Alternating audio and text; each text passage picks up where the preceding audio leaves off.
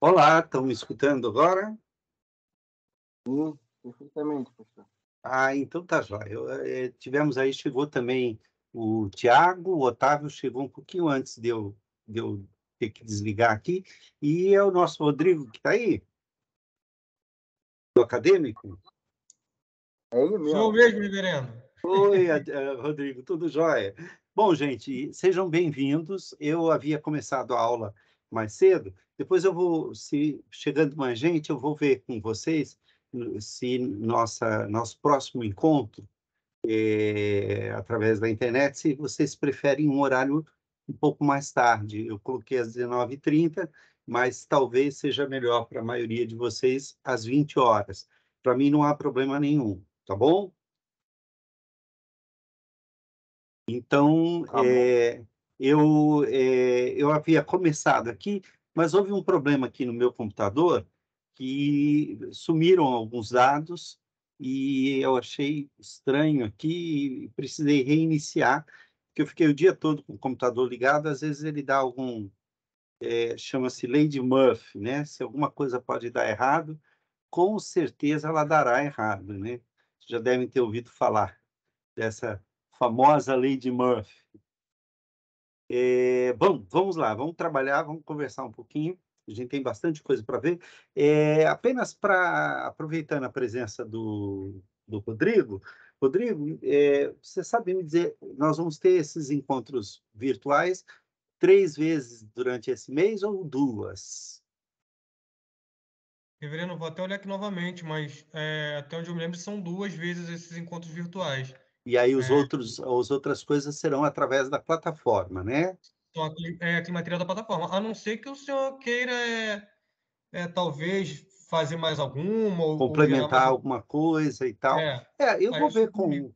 com os alunos, né? Vou ver com os nossos candidatos, e o que eles acharem melhor a gente faz, não tem problema não. Tá certo, reverendo. Tá joia, Show de Rodrigo. bola. Valeu. Tá? Eu Então só, vamos. eu só entrei aqui, não foi, eu entrei aqui, mas não foi para vigiar, não. Foi só para ver se estava todo mundo entrando na aula certinho. Não, tranquilo. Tá. Você é nosso convidadíssimo, porque logo, logo, Pô, quem dera, reverendo. quando você fizer Obrigado. quando você fizer o seu vestibular, você já está bem treinado. É verdade. Tá bom, Falou, meu então. amigo. Gente, esse nossa conversa está sendo gravado e está sendo transcrito também. Então, tudo que nós conversarmos aqui ficará registrado, mas não será usado contra você. Fique tranquilo em relação a isso. Pode até ser usado contra mim, mas contra vocês nós não vamos usar, não. Tá bom? Ok. Eu estou, Beleza. eu estou aqui compartilhando com vocês a minha tela e também compartilhando aqui. Deixa me ver qual vai ser. É esse aqui mesmo. Que ele abriu alguma coisa aqui de recuperação e tal. E então, vamos lá. Vocês estão vendo aqui Antigo Testamento? Sim, senhor.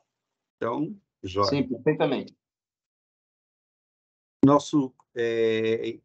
Na verdade, a gente tem feito esse treinamento com os candidatos para dar uma introdução sobre o que tem caído nos vestibulares. Eu andei examinando, inclusive, as últimas provas, e mais ou menos eu tenho uma ideia do que é que pode ser pedido de vocês na prova de conhecimentos gerais que nós estamos aqui. Este aqui, olha aí, esse que estava errado aqui. Esse é o manual de admissão, processo de admissão, para o ano de 2023. O que eu tinha e que deveria estar aqui é o de 2024, que é o caso de vocês. Deixa eu substituir aqui, ou pegar, eu acho que eu tenho ele aberto. Porque na hora que eu fui procurar aqui, eu não achei aqui no meu computador, porque um dos drives tinha se desconectado por alguma razão aqui. Deixa eu só ver direitinho. Está aqui. 2024, não, 2024, que é o...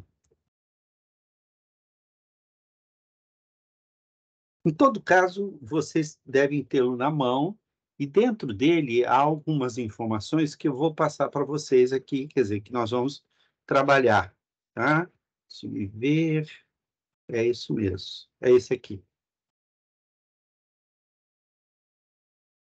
Olha, o manual do processo de admissão nos seminários, esse manual do aspirante, preparando vocês para o ano de 2024, é justamente esse aqui, ok? O que ele diz que vai cair, o que eles vão pedir em termos de exemplo? Não é uma lista completa, não é uma lista exaustiva, mas é uma lista que mostra mais ou menos o caminho que vocês vão seguir. Ele diz aqui, ó, o Antigo Testamento são conhecimentos gerais da Bíblia, né? A prova de conhecimentos, ela é composta de 40 questões, 20 questões do Novo Testamento, 20 questões do Antigo Testamento. São provas de múltipla escolha, de modo que vocês vão fazer a prova, se eu não me engano, online, e a resposta deve, eu não sei, acho que o resultado é depois, até porque é um formulário e tal, o que vocês vão ter que fazer é escolher uma das questões, e não tem aquelas questões tipo armadilha, sabe? Lembram? Você já deve ter feito vestibular, aquela questão assim, qual é a alternativa correta? A proposição 1, 7, 3, a proposição 4, 5 e 15, aquelas provas que é mais difícil de fazer do que testar o teu conhecimento. É uma prova que mais confunde do que ajuda. A prova que é feita na IPB é uma prova mais direta, vai testar o seu conhecimento da Bíblia, né? No caso, conhecimentos gerais da Bíblia, o seu conhecimento da Bíblia.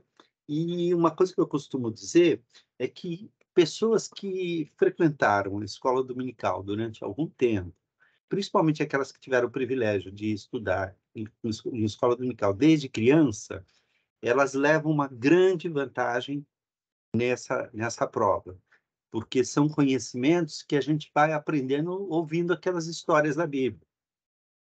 Então, por exemplo, quem teve a oportunidade de ler a Bíblia toda, provavelmente vai passar por todas as questões que vão ser pedidas na prova de conhecimentos gerais da Bíblia.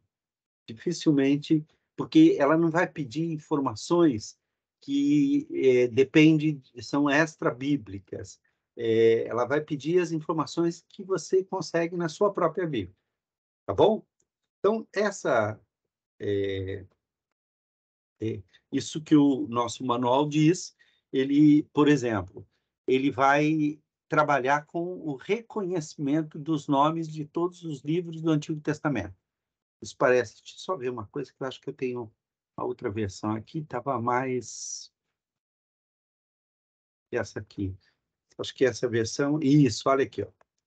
Reconhecimento dos nomes de todos os livros do Antigo Testamento, conhecimento elementar sobre os seguintes personagens, e não é uma lista completa, tá? Sobre os principais personagens da Bíblia: Adão, Noé, Abraão, Isaac, Jacó, José, Moisés, Gideão, Sansão, Samuel, Davi, Salomão, Jó, Daniel, Esdras, Neemias. Quem assistiu aula de escola dominical e de criança já conhece essas histórias todas. Não é verdade? É o tipo da coisa que a gente vai aprendendo conforme vai crescendo e tal. E como se espera que o candidato tenha uma familiaridade com a Bíblia, por isso que se pede que o candidato tenha pelo menos 3 anos de igreja, sendo acompanhado por um pastor. E imagina se um candidato ao curso de teologia tenha lido a Bíblia de uma maneira substancial. Eu li a Bíblia toda, melhor ainda. Mas mesmo a leitura da Bíblia toda, nem sempre a gente consegue. Vamos dizer, você se converteu depois de adulto ou na juventude, e você vai, puxa, eu vou começar a ler a Bíblia. A primeira vez que você vai tentar ler a Bíblia, provavelmente você vai ter 200.000 perguntas, porque a leitura da Bíblia não é uma leitura fácil, principalmente por causa da questão das traduções que nós temos. Em geral, a gente vai ler naquela tradução que a nossa igreja usa, que na maioria das igrejas presbiterianas é a tradução da Revista Atualizada. Então, a gente vai esbarrar com uma questão de construções um pouco mais difíceis e tal. Então, é muita informação para ser guardada numa única leitura. Então, aquela pessoa que participou de cursos bíblicos desde criança, ou aquela pessoa que já leu a Bíblia algumas vezes e tem feito pesquisas por conta própria e tal, ela vai levar uma certa vantagem nessa prova de conhecimentos bíblicos do que outras pessoas que talvez não tenham tanta experiência com a palavra de Deus. Tá? Deixa eu perguntar para vocês, se podem falar à vontade. Se quiserem também abrir as suas câmeras, não tem problema, mas podem mantê-las fechadas, não tem problema também. Destes personagens aqui, vocês creem que vocês têm o conhecimento elementar sobre eles? Ou destes personagens, algum personagem, você fala, poxa, sobre tal personagem eu tenho algumas dúvidas.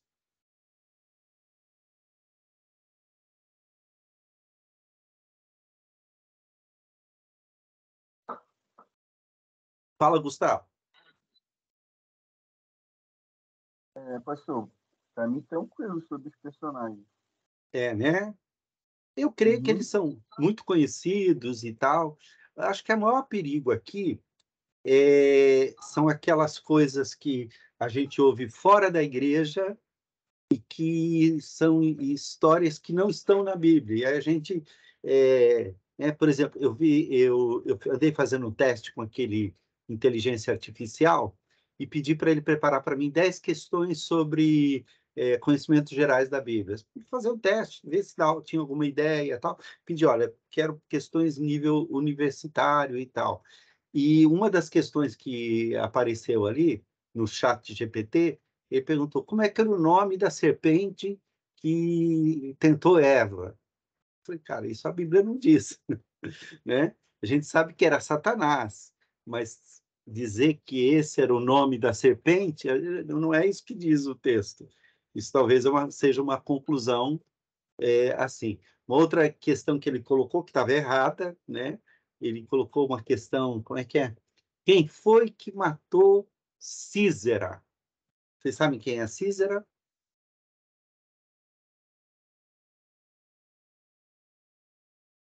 Alguém já ouviu falar esse nome? Eu vou lhe passar agora, não conheço.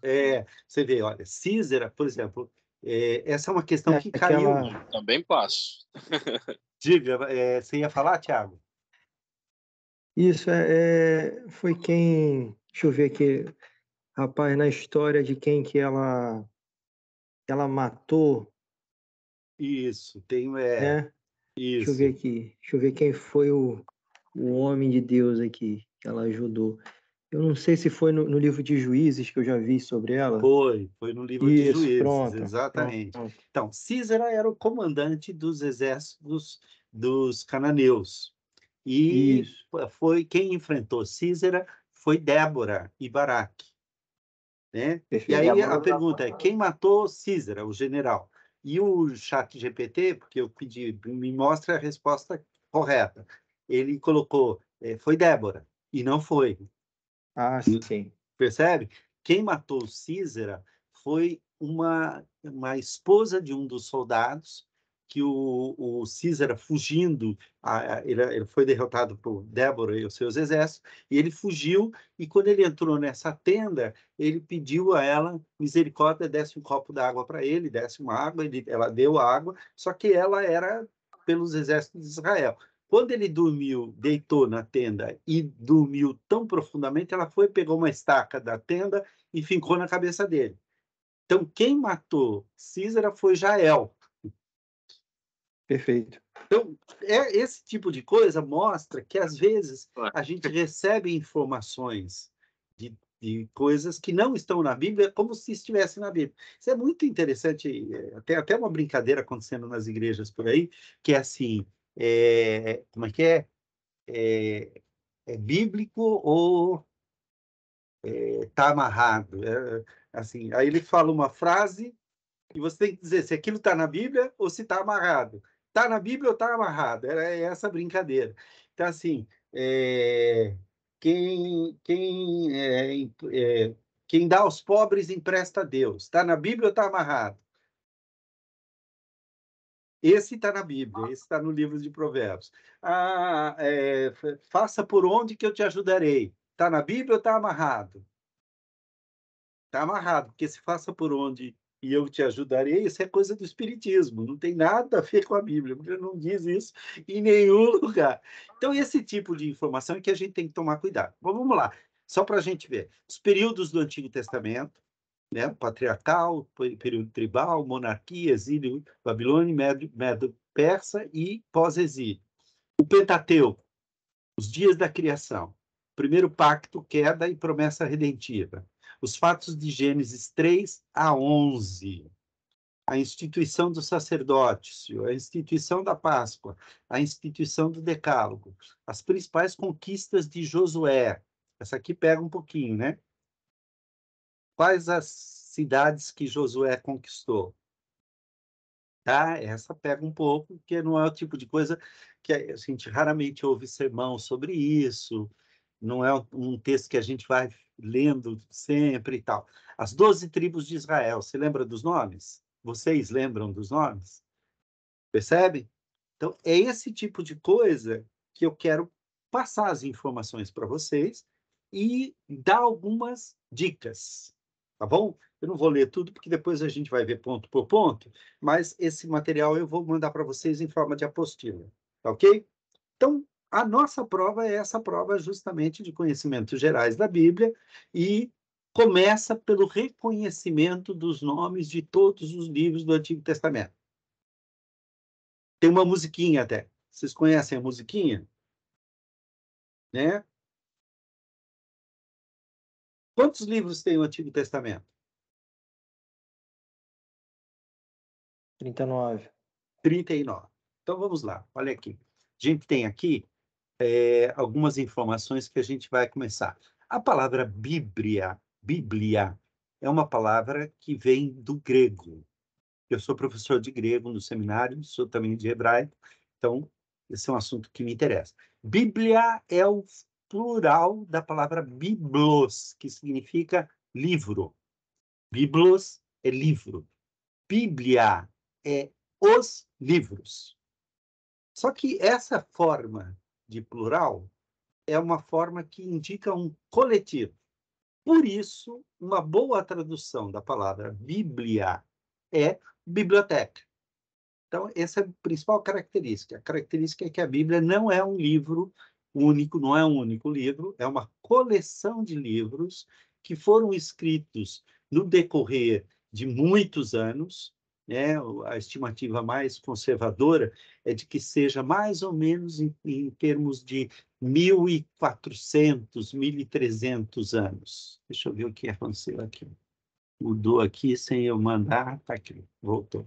Então, cerca de 1.400 anos, durante esses 1.400 anos, cerca de 40 autores diferentes escreveram a Bíblia. Estes autores, que são chamados de agiógrafos, a palavra agiógrafos também vem do grego, significa escritores sagrados. O livro de Hebreus vai dizer que são homens santos, escolhidos, não é necessariamente homens que não tenham pecado, porque não existe isso, homens escolhidos por Deus, que falaram da parte de Deus movidos pelo Espírito Santo. Essa é a doutrina da inspiração. Isso talvez seja pedido a vocês na conhecimentos de doutrinas ou de fundamentos da fé, alguma coisa assim. Então, não se sabe exatamente qual o número de autores da Bíblia.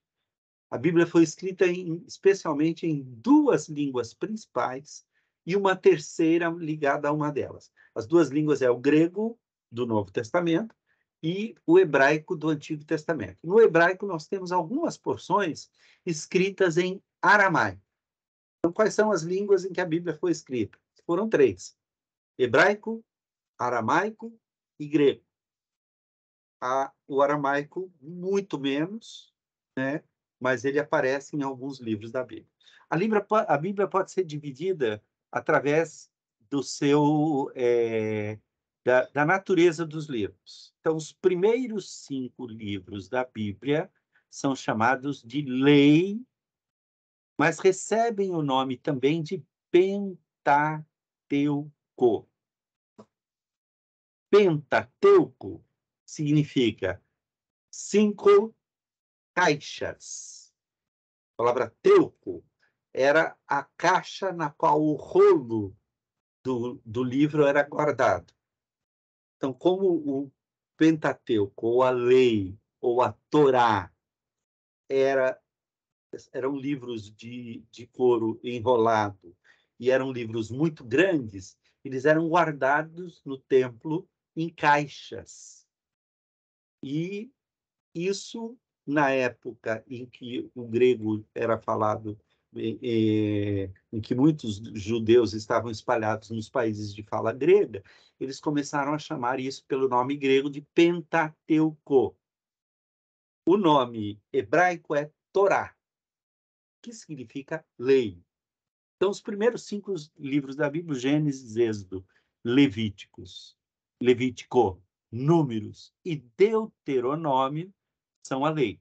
Depois, nessa classificação, vem os livros históricos, se eu não me engano, são 12. Deixa eu ver, 2, 4, 6, 8, 10, 12, exatamente. Então, Josué, Juízes, Ruth, 1 Samuel, 2 Samuel, 1 Reis, 2 Reis, 1 Crônicas, 2 Crônicas, Esdras, Neemias e Esther.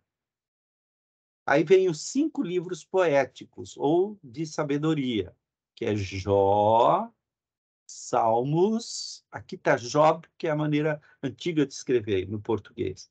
Tanto Job como Jó é correto. Jó é mais usado, provavelmente na prova vai se falar de Jó e não de Job, tá? Salmos, Provérbios, o Kohelet, que é o Eclesiastes. Tá? O Eclesiastes, ele tem o nome hebraico de Kohelet. Kohelet é o nome hebraico. Em algumas Bíblias aparece como Kohelet, que significa o pregador. Ok? E o Cântico dos Cânticos. Tá? Ele cita aqui um livro apócrifo, que é o Sabedoria de Jesus, de Ben Sirá, e juntamente esses outros livros aqui, que são considerados livros, por nós protestantes, são considerados os livros apócrifos, mas que são considerados pela Igreja Católica como canônicos ou deuterocanônicos, que é Tobias, aqui o nome está errado, Judite, 1º e 2º Macabeus, Sabedoria de Ben Sirá e Lamentações. Então, Sabedoria de Ben Sirá viria logo depois aqui do Cântico dos Cânticos. Depois eu vou mostrar a localização desses livros chamados apócrifos na Bíblia Católica. Depois vem os profetas, que se dividem em profetas maiores, que são 5, Isaías, Jeremias, Lamentações de Jeremias, Ezequiel e Daniel. Os profetas menores, que são Oséias, Joel, Amós, Obadias, Jonas, Miqueias, Naum, Abacuque, Sofonias, Ageu, Zacarias e Malaquias. Eu tenho a impressão que isso aqui para vocês não seja novidade, não.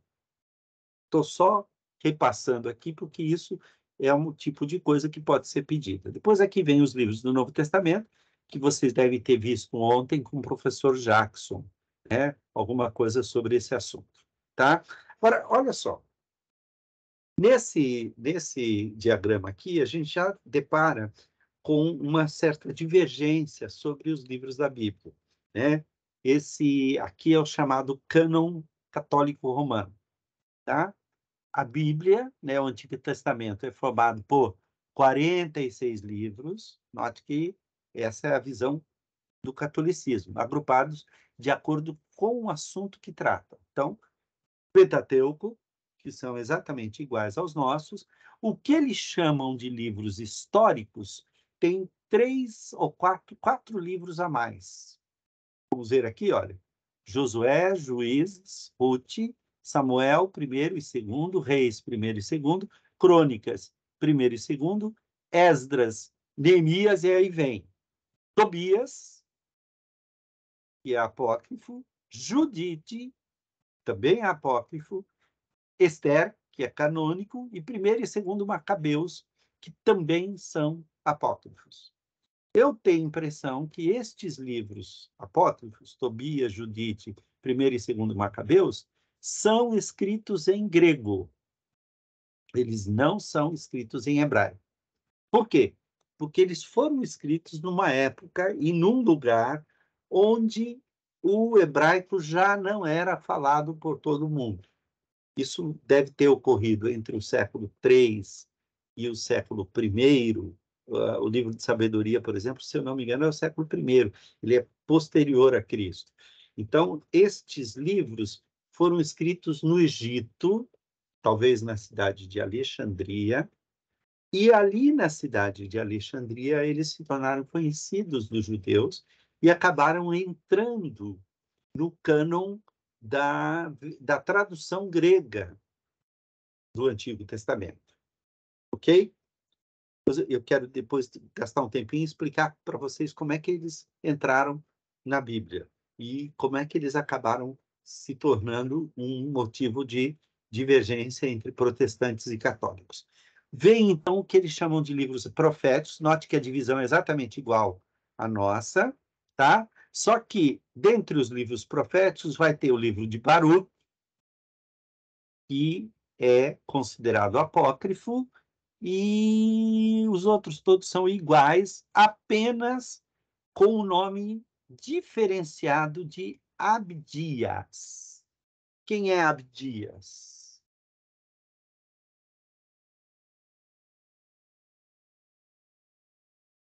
Alguém sabe? Nós temos na nossa Bíblia Abdias, só que nós o chamamos de Obadias. Ok? Então, o Abdias, que aparece na Bíblia Católica, é o Obadias, é o mesmo livro, não há modificação nenhuma, não existe nenhuma diferença.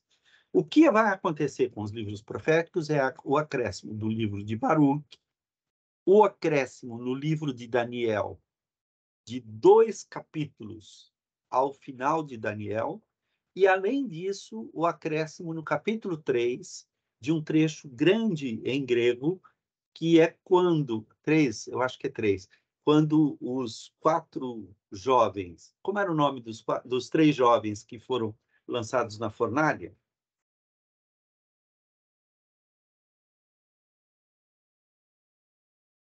Alguém lembra? Sadraque, Mesaque E Abdênego. Esses são os nomes babilônicos que foram dados a eles. Sadraque, Mesaque e Abdênego. Quais são os nomes hebraicos? Que o nome deles foi mudado, assim como o de Daniel também. Essa é uma pegadinha também, porque isso pode cair no vestibular. Otávio? Misael. Misael, Tentando lembrar. Misael, Azarias, Azarias. Misael, Azarias e Ananias. Ananias, isso. Isso. Esses nomes que são nomes relacionados com o nome de Deus, todos eles têm um significado. Deus aparece em todos eles. Então, Misael, por exemplo, é quem é como nosso Deus. Misael. Daniel é Deus é meu juiz.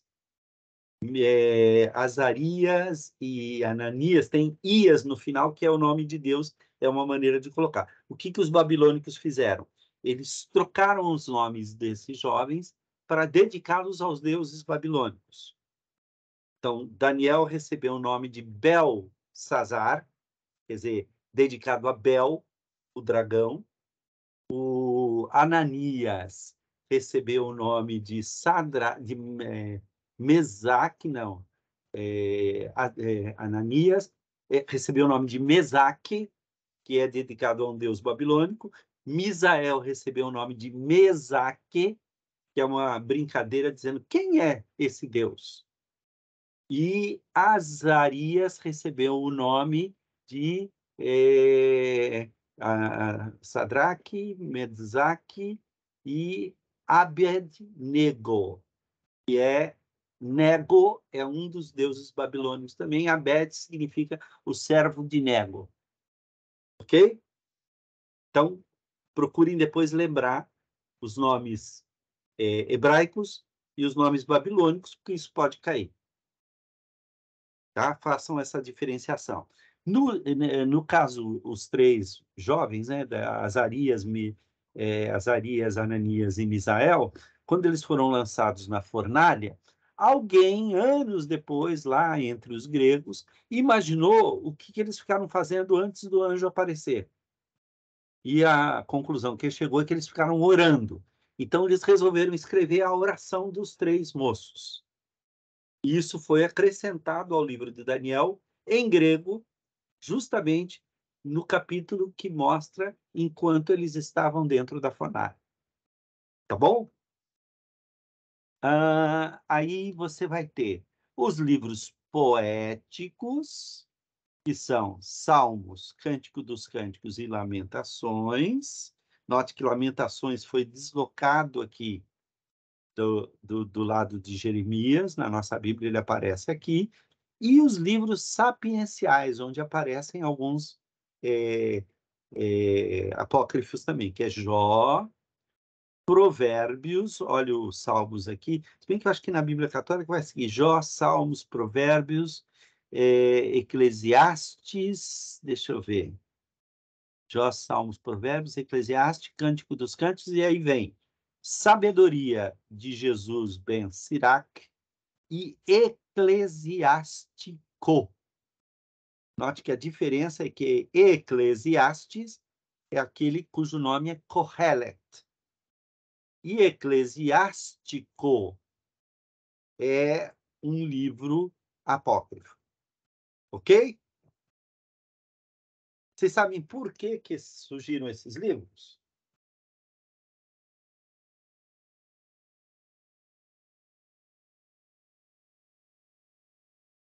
Volta, diga, Gustavo. Perdão, é o porquê eu não vou saber, mas eu sei que foi numa convenção que teve, agora recordo o ano, eles decidiram colocar esses livros a mais na Bíblia. Isso. Estava Então, estudando um pouco de tempo atrás sobre isso. Então, isso aconteceu em 1554, se eu não me engano, no Concílio de Trento, que foi o concílio contra a reforma. Na verdade, até 1554, até a época da reforma, estes livros não eram considerados inspirados nem pela Igreja Católica. O que aconteceu? O que aconteceu é que, lá no Antigo Testamento, lá na época do Antigo Testamento, depois que os judeus foram dispersos pelo mundo e pela Babilônia e tal, muitos judeus foram parar em várias partes do mundo e formou-se uma colônia grande de judeus na cidade de Alexandria. Depois de Alexandre o Grande, a cidade de Alexandria se tornou um polo onde muitos judeus foram viver, fizeram a sua vida e passaram a habitar a cidade de Alexandria. Alexandria tinha a maior biblioteca do mundo, uma das 7 maravilhas da antiguidade. Ptolomeu Filadelfo, que era o rei do Egito naquela ocasião, ele tinha um desejo muito grande de ter todos os livros do mundo na sua biblioteca. Então, já havia entre os judeus um movimento que começou na Babilônia.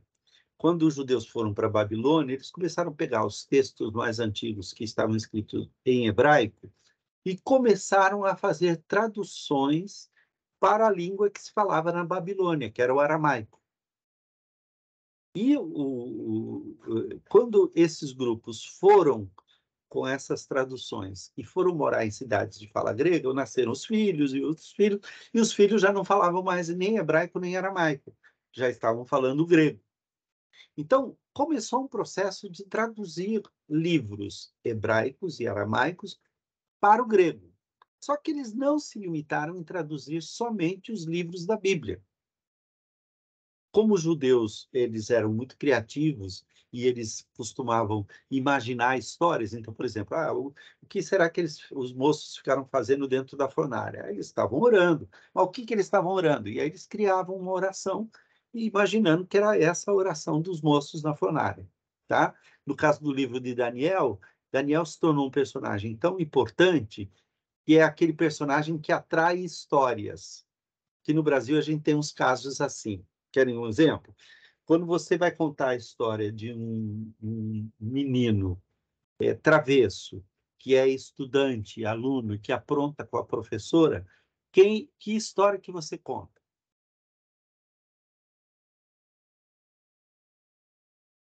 Quem é o personagem que as História do pessoas... Saci. A história do Saci é a história que conta de seres sobrenaturais, mas é a história do Joãozinho. Não é assim? Então o Joãozinho, todas as piadas, todas as histórias que contam um menino travesso aprontando com a professora, com os outros alunos, normalmente botam o nome de Joãozinho. Quem é o Joãozinho? É o Joãozinho. Existe um personagem também do folclore brasileiro chamado Pedro Malas Artes. Não sei se vocês já ouviram falar, no interior se fala muito dele. Tudo quanto é história de matuto, malandro, mais esperto do que o cara da cidade, é do Pedro Malas Artes. Você vai para o interior de São Paulo, de Minas, fala, conta uma história aí de Pedro Malas Artes. Você vai encontrar um monte de história desse cara. Ele não existiu, é um personagem fictício. No caso de Daniel, como Daniel era considerado um profeta de Deus com muita sabedoria, surgiram histórias com o Daniel, que não é o Daniel o profeta, mas é o Daniel como se fosse o profeta. Então, o que acontece? Por exemplo, o capítulo 13 de Daniel, que só tem na Bíblia Católica, capítulo 14, conta a história de como Daniel desmascarou os ídolos da Babilônia e de como Daniel salvou uma moça chamada Susana de ser condenada por adultério injustamente. São histórias de sabedoria. Existiu esse Daniel? Não, não existiu. É uma lenda. Mas ela foi incorporada ao livro de Daniel. O que acontece? Essas histórias estavam escritas em grego, ok? Quando fez-se a tradução do Antigo Testamento inteiro para o grego, é uma tradução chamada Septuaginta. O que é a Septuaginta? Criou-se uma lenda de que 72 sábios judeus se reuniram, ou pegaram a Bíblia e cada um levou para sua casa e traduziu para o grego. Quando eles reuniram os 72 e compararam as traduções, elas eram exatamente iguais. Isso é uma lenda, para querer dizer, olha, essa Bíblia aqui, você pode ler, embora esteja escrito em grego, isso aqui Deus fez um milagre para essa tradução. Por isso, essa tradução grega é chamada de Septuaginta, a tradução dos 70. Ok? Ok. Nós vamos ter esta Bíblia da tradução dos 70, é a Bíblia mais usada no Novo Testamento. Quando Paulo saiu pregando por todo mundo grego, ele não usou a Bíblia hebraica, embora ele soubesse ler a Bíblia hebraica. O que ele usou? Ele usou a Septuaginta. Por quê? Porque a Septuaginta já era lida em todas as sinagogas onde se falava o grego. Então, a Septuaginta se tornou uma Bíblia muito importante, uma tradução muito importante. Ok. No século IV, depois de Cristo, quando lá em Roma o cristianismo se torna a religião oficial do Império Romano, havia um problema. Em Roma e nos países do Ocidente só se falava latim. Ninguém falava grego. Falava-se grego no Oriente. Então, no Oriente não tinha problema, porque tinha Septuaginta, ninguém falava hebraico também, mas tinha Septuaginta, então dava para ler o Antigo Testamento e o Novo Testamento. Agora, e no Ocidente? No Ocidente tinha que fazer uma tradução latina. Já existia uma tradução latina muito inconsistente, chamada Vetus Latina. A Vetus Latina a gente tem fragmentos e tal, mas não era uma tradução muito boa. Então, um dos papas encarregou um grande estudioso latinista, que conhecia muito bem o grego, São Jerônimo, de fazer uma tradução da Bíblia inteira, Antigo e Novo Testamento, para o latim. O que ele fez? Ele foi e pegou a Septuaginta e traduziu para o latim. Só que, ao traduzir a Septuaginta, ele não traduziu somente os livros que os judeus consideravam livros canônicos. Ele traduziu também alguns livros, esses livros, número de 7, que nós chamamos de apócrifos, porque eles não pertencem. Os judeus nunca consideravam esses livros como inspirados por Deus. Mas ele traduziu e foi junto à tradução. Essa tradução foi usada pelo catolicismo, pelo cristianismo, durante do século IV até o século XV, durante 11 séculos, 12 séculos. Por cerca de 1000 anos, foi a Bíblia oficial do Ocidente. Ok? Quando vai chegando o período da Reforma, Lutero resolve fazer uma tradução para o alemão, o que era proibido pela Igreja Católica. A Igreja Católica proibia traduções para qualquer língua que não fosse o latim.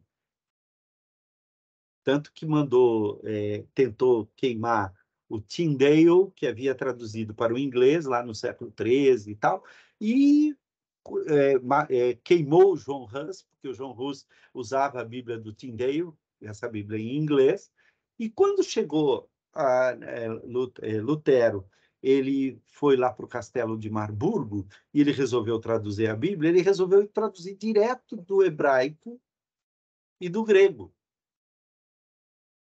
E aí, quando ele chegou nesses livros que não tinha na Bíblia hebraica, ele falou, mas esses não tem. O que ele fez? Ele não deixou de traduzir esses 7 livros, mas ele tirou do lugar onde eles estavam e colocou no final da Bíblia. A Bíblia alemã tem esses 7 livros, mas com a seguinte inscrição feita por Lutero: estes livros são bons para serem lidos, mas não são inspirados por Deus. Isso causou um problema com a Igreja Católica, porque a Igreja Católica considerava a Bíblia Latina, a Vulgata Latina, como a única tradução possível. Então, no Concílio de Trento, que foi um concílio criado para combater a reforma, eles falaram, não, esses livros, eles são inspirados por Deus. Como é que eu sei disso? Sabemos porque a Igreja disse que eles são inspirados por Deus. Então, eles não são canônicos como os outros, mas eles são deuterocanônicos, ou canonizados depois. E aí surge, então, a diferença entre a Bíblia católica e a Bíblia protestante. Ok?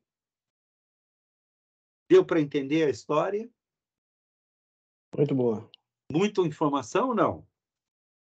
Sim, sim. Tranquilo. Tá? Mas é apenas para saber. Esses detalhes da Septuaginta e não sei o quê, muito dificilmente cairão na prova. Mas apenas para vocês saberem e lembrarem de distinguir os livros que são apócrifos ou deuterocanônicos. Esse nome pode aparecer.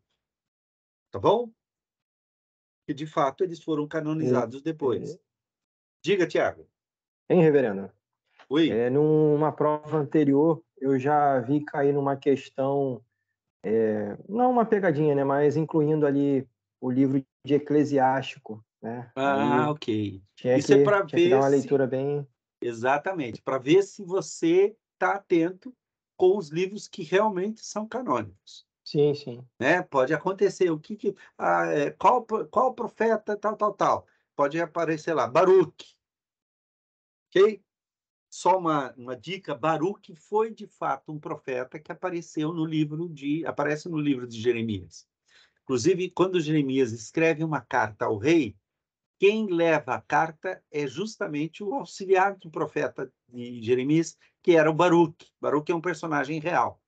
Só que o livro de Baruque é assim, e essa carta que Baruque levou? Onde é que está? Ninguém sabe. Então é essa aqui. Alguém escreveu um texto dizendo ser do profeta Baruque.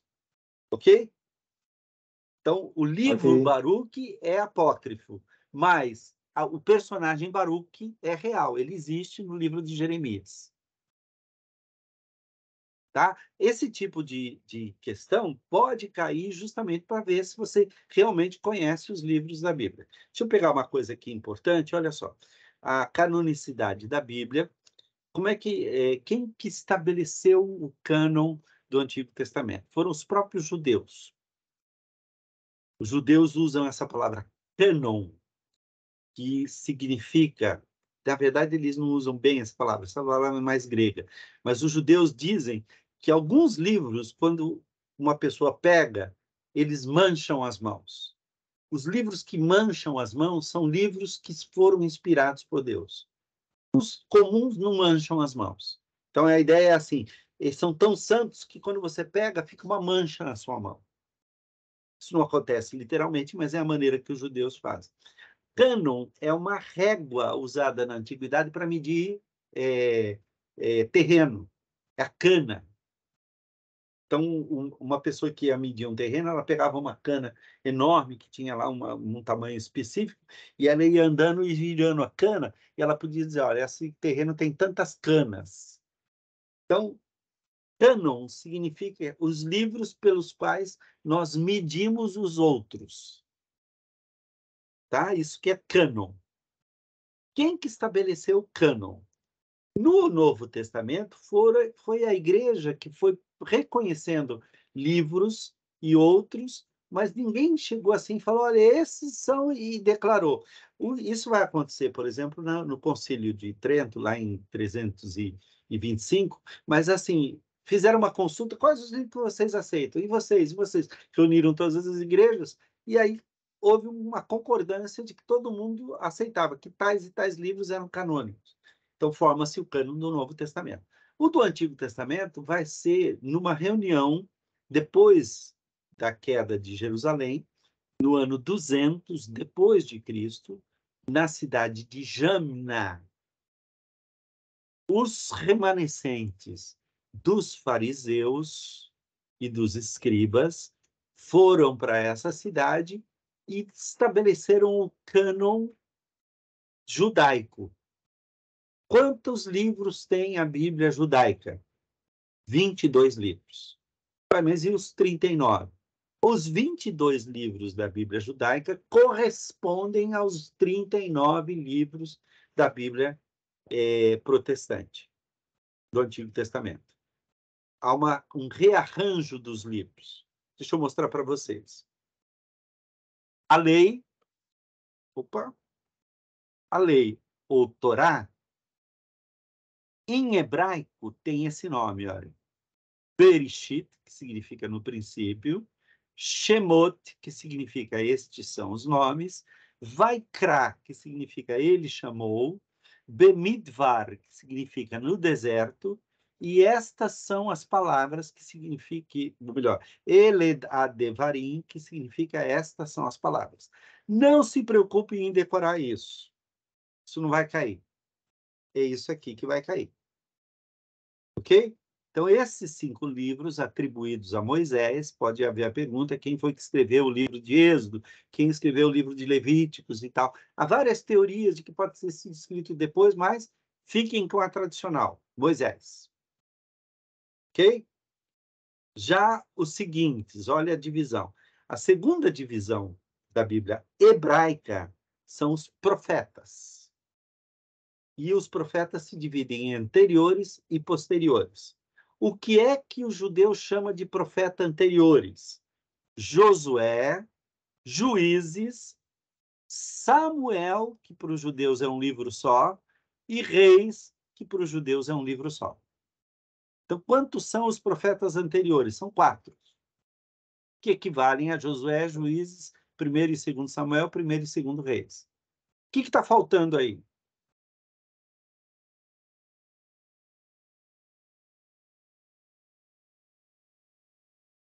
Ruth, né? Ruth, na Bíblia hebraica, está lá no fim. Então, tem os profetas anteriores e depois vem os profetas posteriores, que são 4. Olha aqui.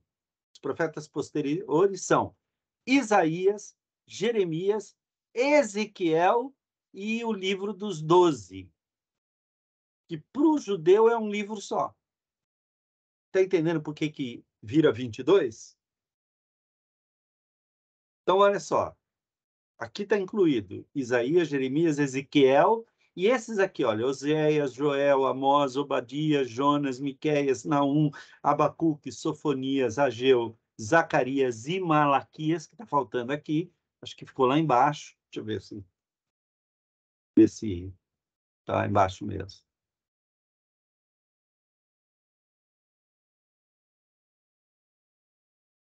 O Malaquias está aqui embaixo mesmo, eu devo ter dado mole aqui de...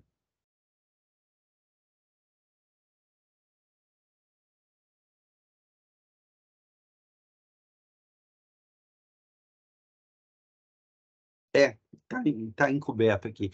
E o Malaquias, isso para eles são só 4 livros. Para nós são 3 mais 12. Está faltando algum livro aqui também. Qual? Lamentações. Lamentações vai lá junto com Ruth. Existem 5 livros que são considerados como uma única coleção pelos judeus. Aí nós temos o que os judeus chamam de escritos, que são louvores, que é o nosso livro de Salmo, Jó, Provérbios, e aí vem Ruth, Cântico dos Cânticos, Eclesiastes, Lamentações e Esther. Esses 5 livros aqui é uma coleção de livros que são lidos nas principais festas. Ruth é lido na festa do Pentecostes, das colheitas. Cântico dos Cânticos é lido na Páscoa. Eclesiastes é lido na festa das semanas ou das trombetas, se eu não me engano. Lamentações é lido no dia do perdão, no Yom Kippur. E Esther é lido na festa do Purim, que explica a origem do Purim. E aí vem Daniel e Esdras, Neemias é um livro só. Que o judeu chama só de Esdras. E Crônicas também é um livro só. Ok? Então, por isso vocês percebem que nós temos aí uma diferenciação do cânon, mas com exceção do cânon da Bíblia católica no Antigo Testamento, o cânon judaico é exatamente igual ao cânon protestante, só com uma diferenciação de livros, juntando alguns e colocando-os em lugares diferentes, mas são exatamente os mesmos livros. A gente pode dizer que o Antigo Testamento protestante é exatamente como os judeus aceitavam como os livros que queimam as mãos, que são justamente os livros canônicos. Alguma pergunta?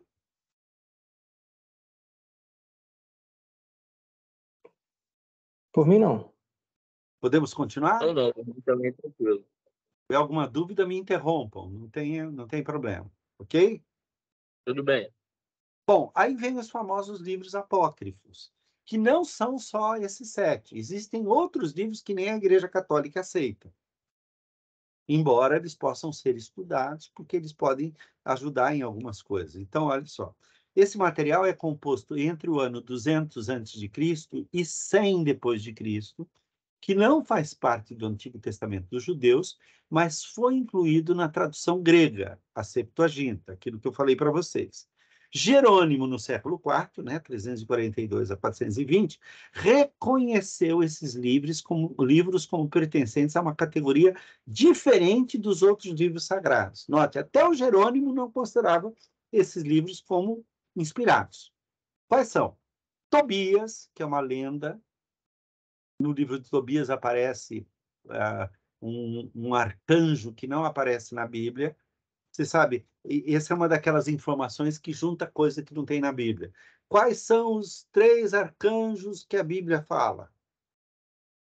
Vocês vão lembrar do nome dos 3 arcanjos?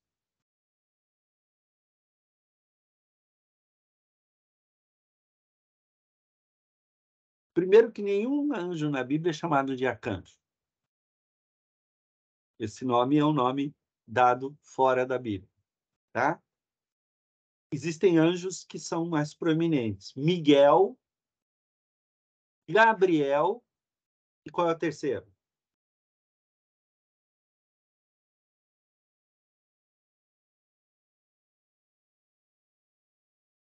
Rafael. Só que o Rafael não tem no cânon. Rafael está no livro de Tobias. Ok?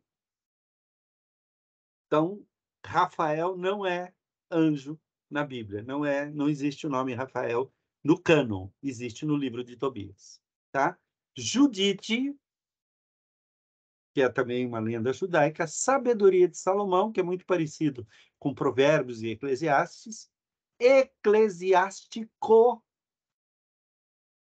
Baruque e a Epístola de Jeremias, que seria aquela carta que Jeremias escreveu para mandar pelo Baruque. Isso também não é da Bíblia. E tem uma que o próprio Baruque teria escrito, também não tem na Bíblia. Primeiro Macabeus, que é muito interessante de ler, que conta a história do período interbíblico, embora não possa acreditar em tudo, mas é muito interessante. Segundo Macabeus, que conta também a história. Os acréscimos a Esther, os acréscimos a Daniel, o primeiro livro de Esdras, que também não está no cânon, e o livro chamado Terceiro Macabeus. Esses são os mais famosos, tá? Existem muitos outros. Existe o livro de Jubileus, existe o Apocalipse de Salomão, existe o Testamento dos 12 Patriarcas, existe, vamos lembrar de um famoso aqui, a Ascensão de Enoque. Inclusive, a Ascensão de Enoque, o livro de Judas no Novo Testamento, cita. Tem informações no livro de Judas que estão do livro de Enoque, que era um livro que era lido pelos judeus, mas ele não é canônico. Essa que é a grande questão. Tá?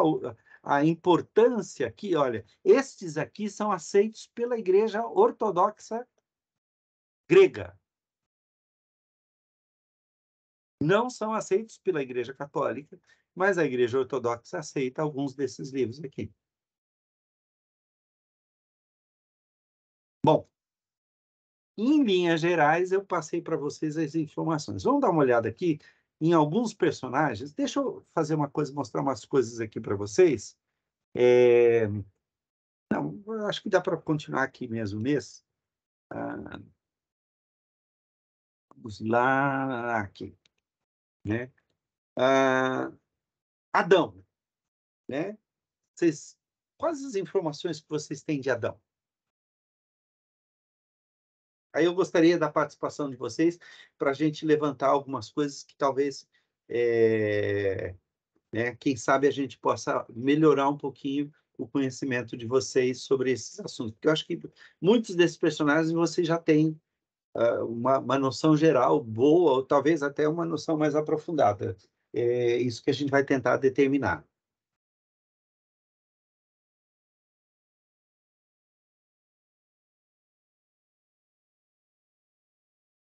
Sobre Adão, é interessante a gente perceber que Adão é considerado na Bíblia, deixa eu pegar aqui, deixa eu abrir uma Bíblia aqui.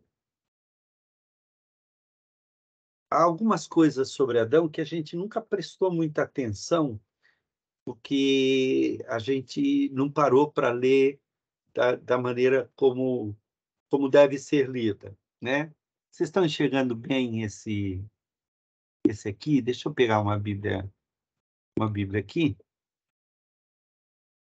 Aqui. Eu vou Está dando para ler bem a Bíblia?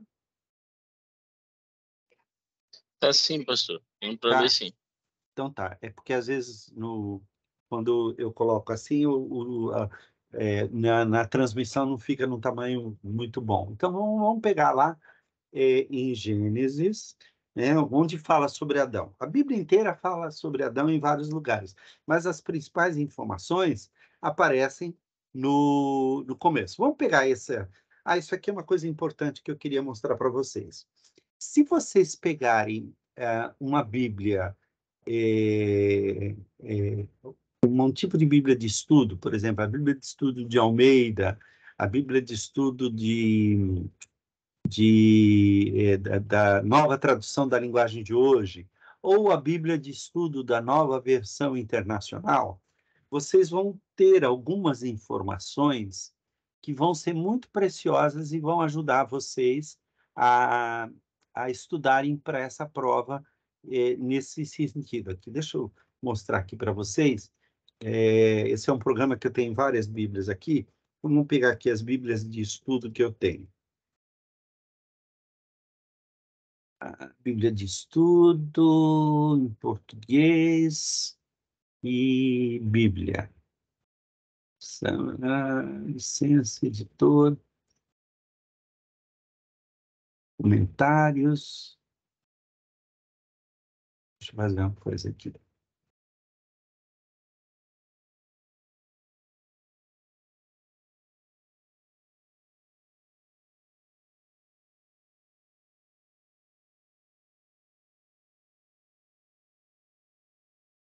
Bíblia, português do Brasil, está aqui.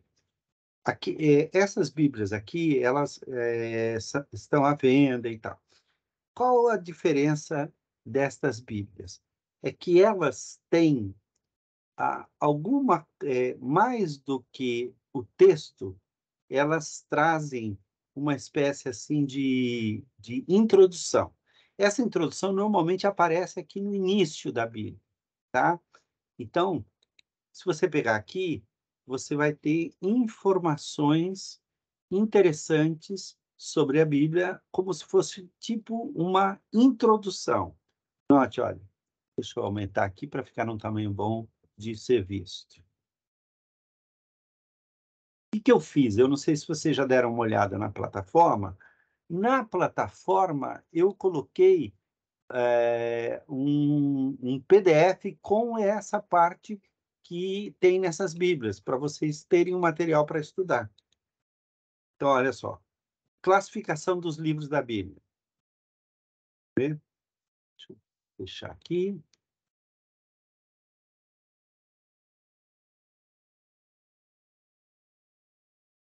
Aqui vai contar, olha, a Bíblia é uma palavra que significa livros, tal, diversidade de designações, vai mostrar a maneira como a Bíblia é chamada. Isso aqui é o tipo de coisa que pode cair na prova.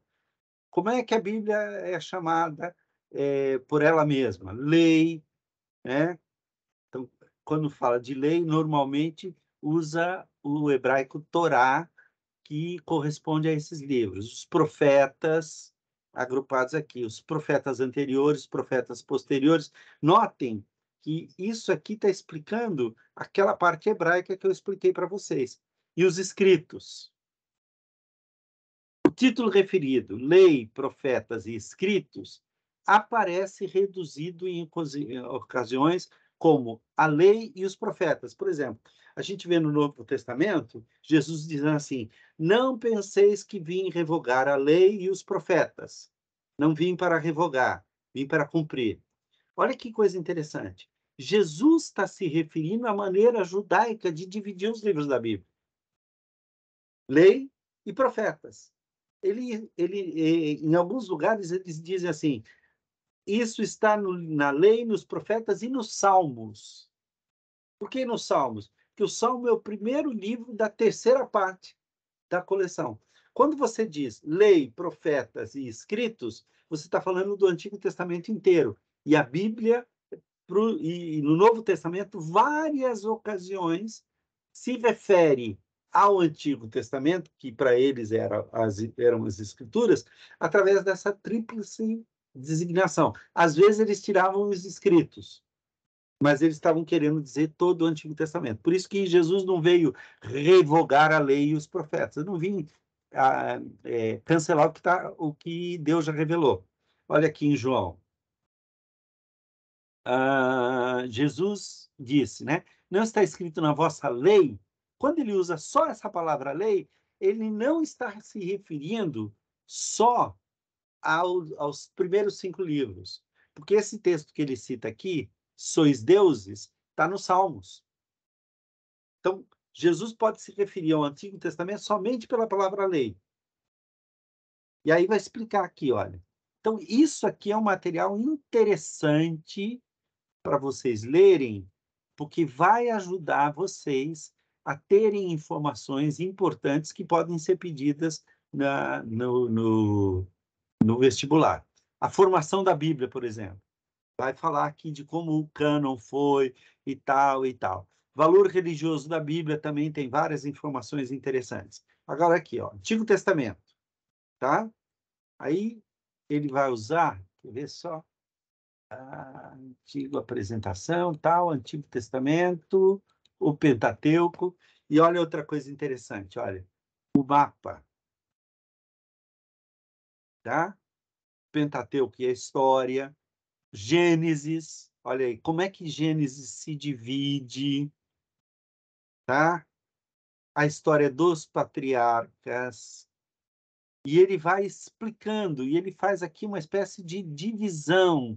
Isso aqui é o tipo de coisa que é pedido no vestibular, eu já vi ser pedido em vários, né? Como é que se dividem os dias da criação?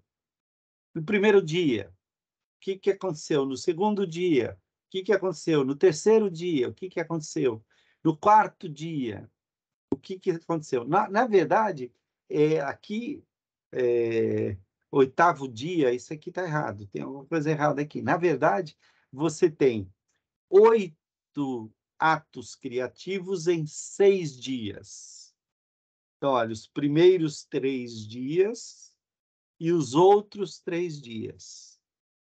Nos primeiros 3 dias, Deus cria a luz e trevas, os céus e os mares, e a terra seca e a vegetação. Nos outros 3 dias, no quarto dia, ele cria o céu, o sol e a lua e as estrelas, os pássaros e os peixes, e no 6º dia ele cria os animais terrestres, o homem e a mulher. E o que eu estou querendo mostrar aqui para vocês? Quer ver? Aqui, olha. Aqui tem essa introdução de Gênesis. Esse material aqui com essas explicações, todas eu passei para vocês e eu acho que vale a pena vocês darem uma olhada. Deixa eu fazer uma coisa aqui. Deixa eu pegar só o texto para a gente... Só o texto que eu vou pegar, porque esse texto aqui, como é uma Bíblia de estudo, ele vai misturando o texto com explicações, tá bom? Então, vamos pegar aqui só o texto. Deixa eu abrir aqui.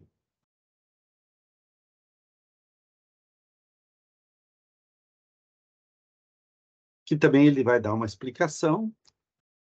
Epa, desculpa. Esse ainda, vocês não vão estudar ainda. Esse é a Bíblia hebraica.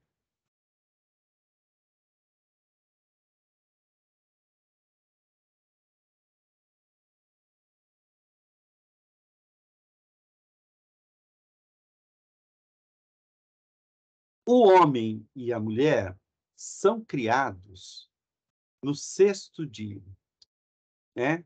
E no 6º dia, o homem ele vai dividir a criação com a criação dos animais. Produz a terra seres viventes, conforme sua espécie, animais domésticos, répteis e animais selváticos, segundo a sua espécie. Assim se fez. E fez Deus os animais selváticos, segundo sua espécie, os animais domésticos, conforme sua espécie, e todos os répteis da terra, conforme a sua espécie. E viu Deus que isso era bom. Também disse Deus, façamos o homem à nossa imagem. Quem é este homem que Deus resolveu fazer no 6º dia?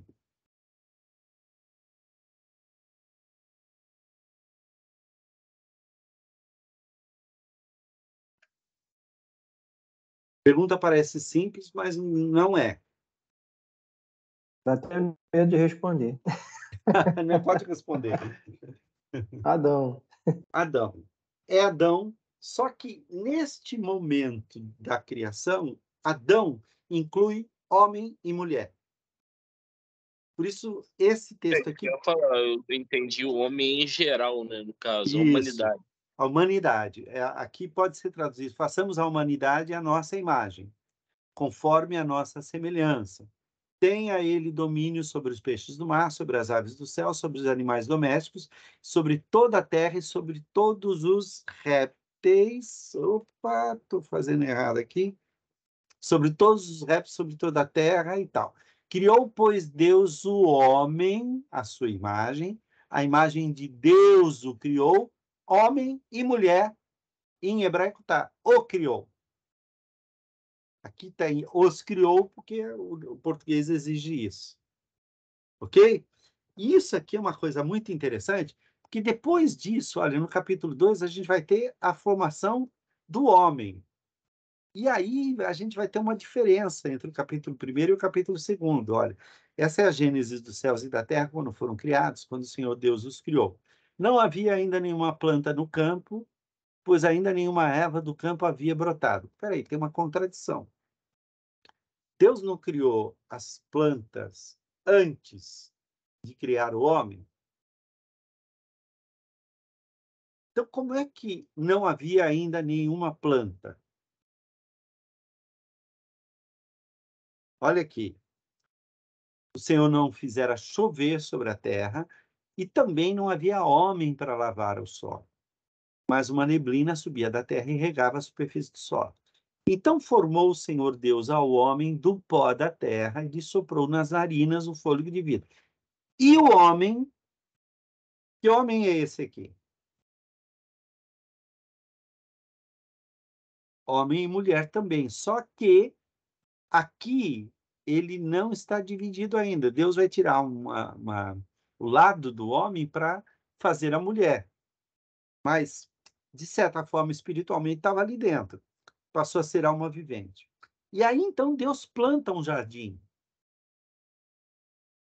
E pôs o homem nele que havia formado. Do solo fez o Senhor Deus brotar toda sorte de árvores agradáveis à vista, boas para alimentar. E aí, então, saía um rio, né, para regar o jardim. Os 4 rios do Éden que aparecem aqui são o Pison, que rodeia a terra de Havilá, onde há ouro. Provavelmente o Pison é o Nilo.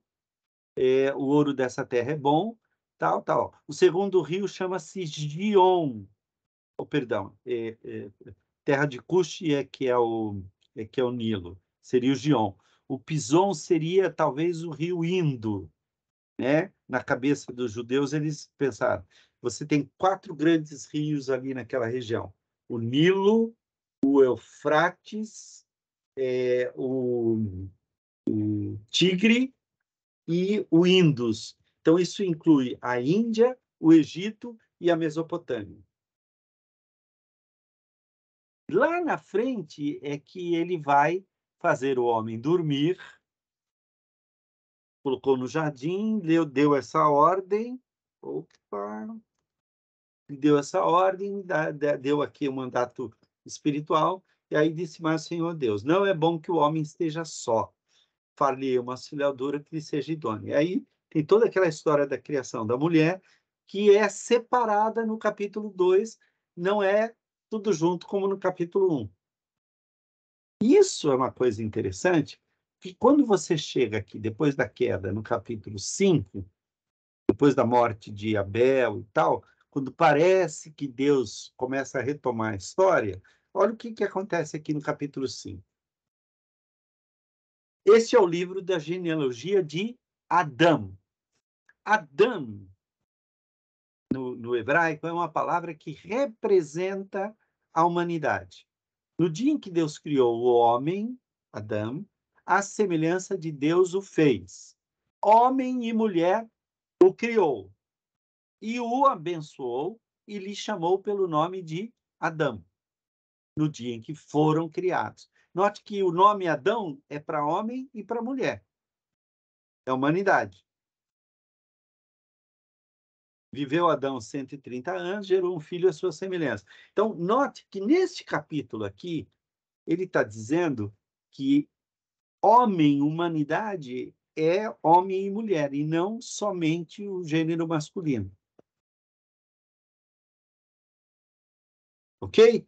Essas informações sobre Adão, nem sempre a gente lembra de todas elas juntas.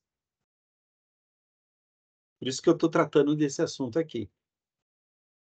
Outra coisa importante, deixa eu mostrar aqui para vocês. Voltando aqui.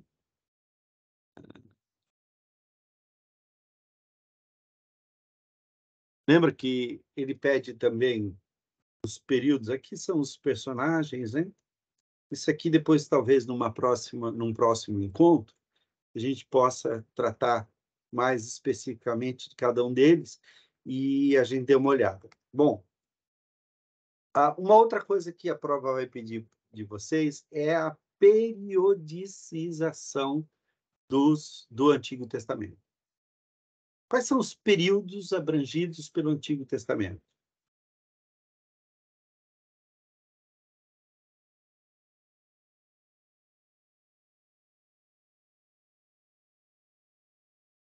Vamos pegar aqui. A história primeva. O que é a história primeva? Lembra que uma das questões pedidas lá no manual é o conteúdo de Gênesis 3 a 11. Se nós olharmos bem no Antigo Testamento, a gente vai perceber, deixa eu ver onde que eu tenho isso aqui. Acho que a gente vai ter isso aqui.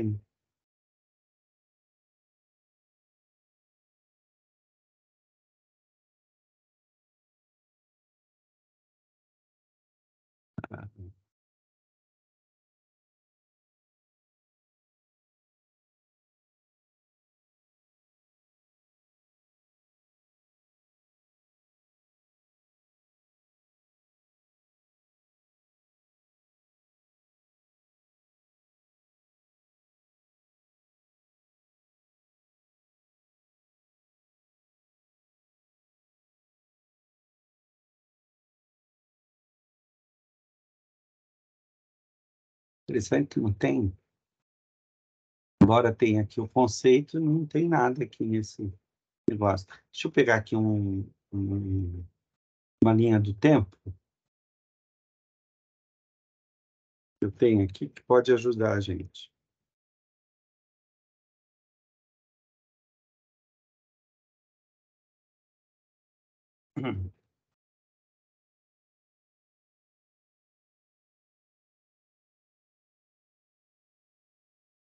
Está terminando de abrir. Esse programa aqui é o Logos Bible, tá? É um programa que eu uso muito para estudo e tal, ele é bem interessante. Tá demorando, hein, meu amigo? Proteína, ele é muito bom, muito completo, né? Já vi alguns É, vídeos. ele é Então, fantástico, olha aí as informações que ele tem. Vamos pegar aqui. Aqui ele junta um monte de coisa, quer ver? Vamos pegar aqui, indo lá para a antiguidade e tal. Ele vai pegar aqui as informações que existem e tal. Vamos pegar somente, visualizar aqui, só ajustar aqui, deixa eu ver. Só o período da história primeva que vai aqui, segundo essa cronologia não é tão exata, mas é uma maneira, somente o período pré-patriarcal. Esse período, os capítulos de 1 a 11 de Gênesis, ele vai tratar de tudo o que aconteceu antes de Abraão. Ok? Então, você tem praticamente 12 capítulos, né? Porque Abraão começa no capítulo 12, versículo 1. Então, até o último versículo do capítulo 11, você tem o que os judeus entendem que foi a história geral do mundo, desde a criação até que Deus escolhe Abraão. esse período é chamado pelos estudiosos de História Primeva. O que o vestibular vai pedir de vocês? O que aconteceu, segundo a Bíblia, nesse período? A gente tem informações da paleontologia, da história, e até da, como é que chama, da arqueologia também, que faz várias descobertas que não vão ser pedidas para vocês nessa prova vestibular. Quer dizer, o vestibular não exige que você conheça as outras teorias além da Bíblia acerca desse período. Ok? O que o vestibular vai exigir de vocês? O que a Bíblia fala sobre esse assunto? Então, deixa eu ver se eu consigo aqui colocar somente as informações bíblicas que vão nos interessar. Eu acho que tem uma maneira de eu selecionar aqui por tipo que a arqueologia está aqui, olha. Arqueologia, arte, cultura. Isso aqui é muito interessante, mas não nos interessa. Não nos interessa. O que nos interessa? Vamos ver o que a Bíblia vai falar sobre isso aqui. Ó, não, aqui a gente já foi demais. Poxa vida, tem que aumentar aqui o tamanho. Deixa eu fazer isso aqui.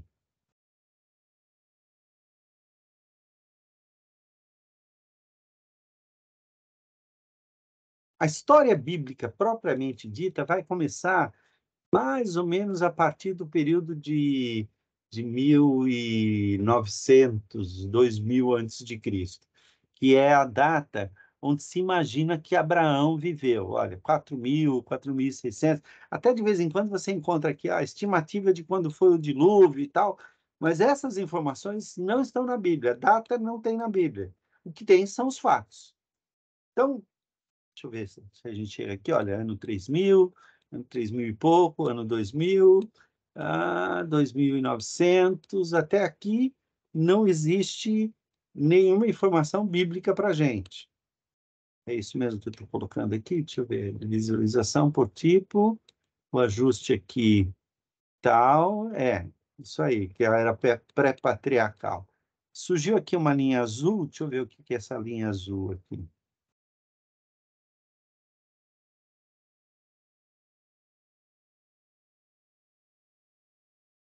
Alguma coisa aqui que já deveria estar aparecendo. Deixa eu pôr tudo.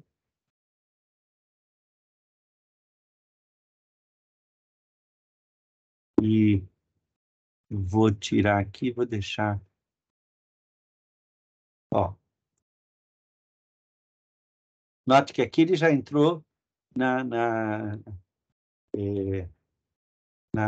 pré-período da Páscoa, é celebrado. Onde é que está? Esse aqui.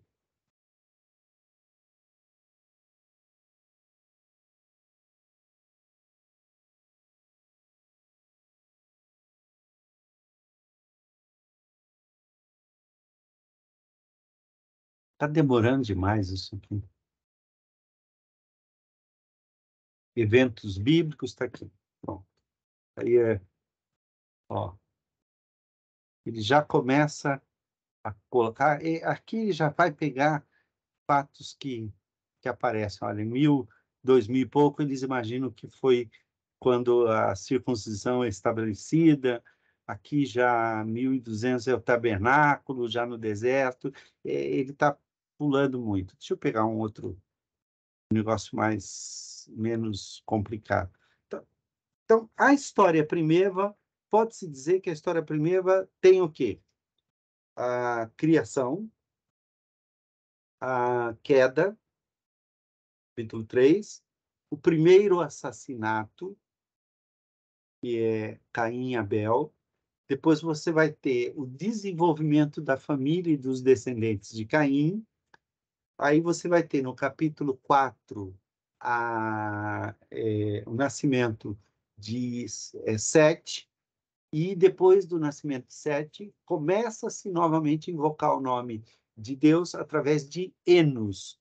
que seria o descendente de Sete, que é o filho que ficou no lugar de Abel.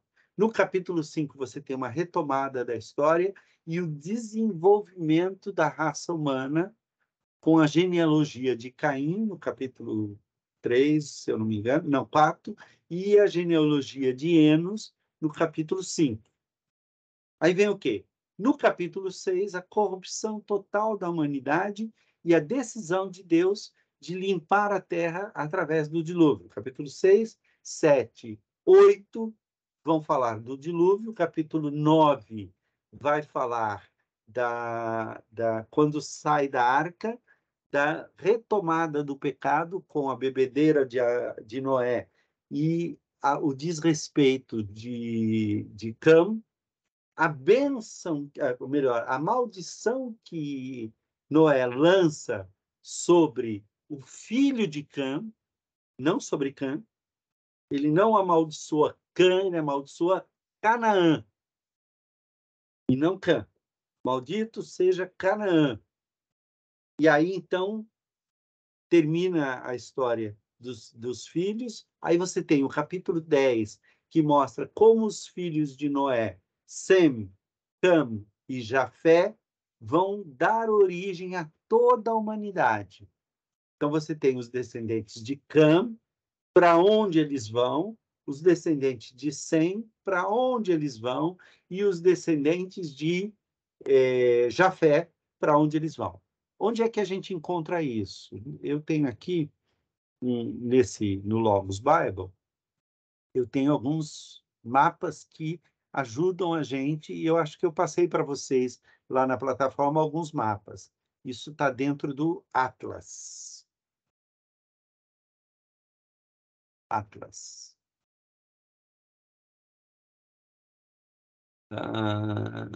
Tá aqui. Não é esse Atlas aqui. Deixa eu pegar de novo.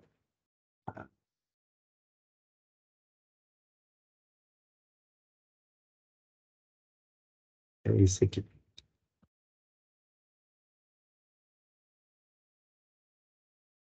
Tudo isso leva em consideração aquilo que é chamado de mundo da época pré-bíblica. Você vai ter, existe essa aqui é a região, olha, você tem aqui o Egito, ok? Aqui você tem a região do Sinai, aqui você tem Palestina, onde aqui é Canaã, na verdade. Aqui você vai ter os rios Tigre e Eufrates. O rio Indo não aparece aqui, ele aparece bem aqui, ó, na Índia mesmo. E aqui é o rio Nilo, ok? Toda a história do Antigo Testamento se passa nessa região. Esta região aqui é chamada de fértil crescente. Deixa eu mostrar para vocês aqui um exemplo de fértil crescente.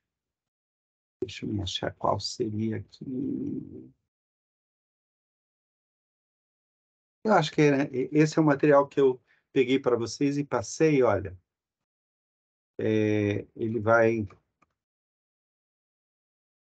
com aquelas informações que eu falei, né?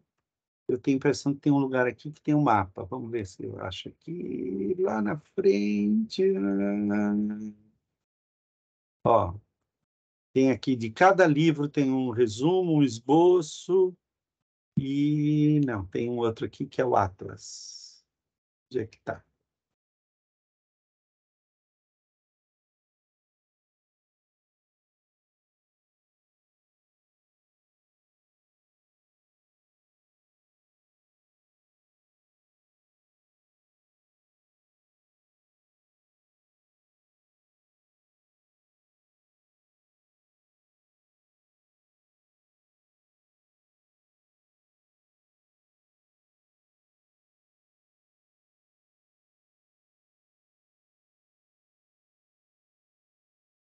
A gente vai parar às 9h30. Só quero mostrar isso aqui para vocês e a gente já vai para frente. E aí a gente marcaria, o que vocês acham? Daqui a 15 dias, não na próxima sexta, mas na outra.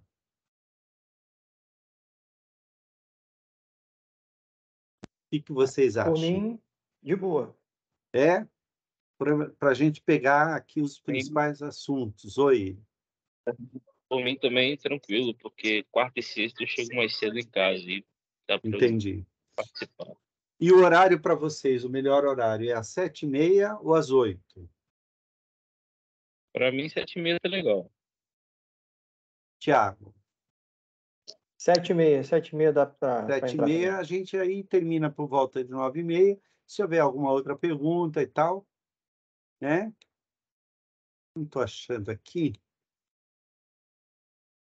Vou ver se eu tinha deixado tudo arrumadinho, mas por conta de ter que desligar e tal. Então, o fértil crescente é como se você desenhasse uma meia-lua, pegando daqui assim e pegando aqui embaixo. Esse trecho aqui, que é mais verde no mapa, olha só, texto mais verde aqui, é um texto onde existe muita água e é uma região muito, muito fértil. Aqui surgiram as grandes civilizações do Antigo Testamento. Então, olha só, você pega a criação e queda, ó, existem duas hipóteses para o Éden, percebe que está dentro aqui do fértil crescente, tá? O dilúvio, e aí, ó, essa é a região das montanhas de Ararat. Aqui provavelmente é o local onde, segundo a Bíblia, a arca parou. Daqui de Ararat, né, do Monte Ararat, os descendentes de Noé começaram a se espalhar, né? E você tem a construção entre os dois grandes rios aqui, olha, o rio Tigre e o rio Eufrates, esta região entre os dois grandes rios, que é chamado lá no Gênesis de Sinear, não Sinar. Deixa eu ver se nesse outro mapa... tá aqui, ó. Shinar é o nome em inglês. Aqui ele está usando um nome que talvez na nossa Bíblia seja mais... Está aqui, a planície de Sinear. A planície de Sinear é, na verdade, a Mesopotâmia. Na Mesopotâmia surgem os grandes impérios. Isso aqui é Erech, onde hoje é o Iraque, e aqui é a Babilônia. Aqui um pouquinho para cima, ainda não está construído, não vai aparecer, mas é a cidade de Nínive. Ok? Bom, vamos lá. Aqui em Babilônia, segundo o livro de Gênesis, vai ser construída uma torre que vai desafiar a Deus. E aqui as línguas são confundidas, tá? Há uma teoria também que nessa região aí, Jó, olha, a região de Uz, tá? Presta atenção. Jó veio de Uz. E Abraão?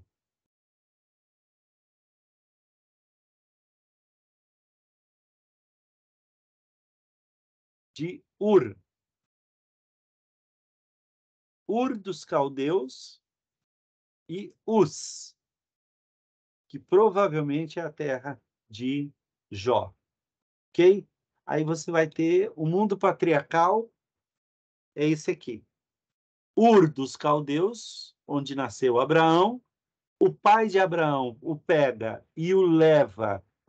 O pai de Abraão tem 3 filhos. Abraão, Arã e Naor. Ele pega os 3 e vai para essa região aqui, onde ele funda uma cidade em homenagem ao seu filho mais velho. Arã. Mas Arã morre. Arã morre. Arã é pai de Ló. Essa região aqui passa a ser chamada de Aram, por causa do Aram, e aqui é a região dos arameus, da onde vem o aramaico e tal. É aqui que Deus chama Abraão, não é em Ur, é em Aram. E para ele descer para cá. E ele leva o seu sobrinho junto com ele, tá? Então, olha aqui. Terá, olha o caminho que ele faz. Terá, pai de Abraão, vai para Arã. Aqui em Arã, olha.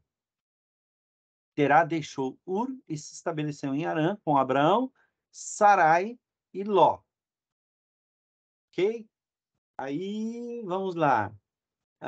Abraão, então, recebe o chamado de Deus e vai... Mas, pastor, Diga.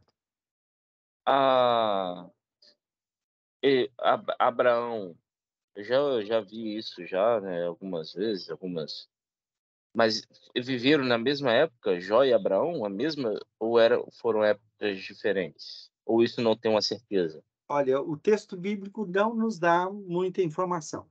O que o texto bíblico nos fala sobre Jó?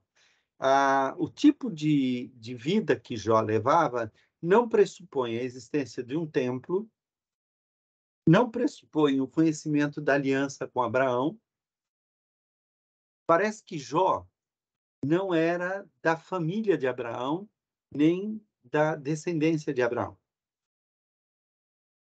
O que me parece é que a história de Jó é uma história muito antiga. Existe uma tradição que diz que Jó foi escrito por Moisés. Eu acho que não há nenhuma prova disso, tá? Então, se acaso perguntar no vestibular quem foi que escreveu Jó, a melhor resposta é não se sabe. Se não houver essa opção, a outra opção é Moisés, porque aí quem fez essa questão está usando uma forma bem tradicional de ver o assunto. Não é difícil de imaginar numa prova vestibular. A complicação você vai aprender depois que entrar no seminário, tá? Mas a teoria mais corrente é que a história de Jó é uma história muito antiga, que foi reaproveitada pelos judeus para entender como Deus trabalha com a graça. E para combater aquela maneira de sabedoria de que Deus abençoa os bons e pune os maus. Essa é a sabedoria tradicional. A gente sabe que não é bem verdade, né? A gente sabe, Deus abençoa, a bênção de Deus cai tanto sobre bons como maus. O que acaba acontecendo? O livro de Eclesiastes mostra isso.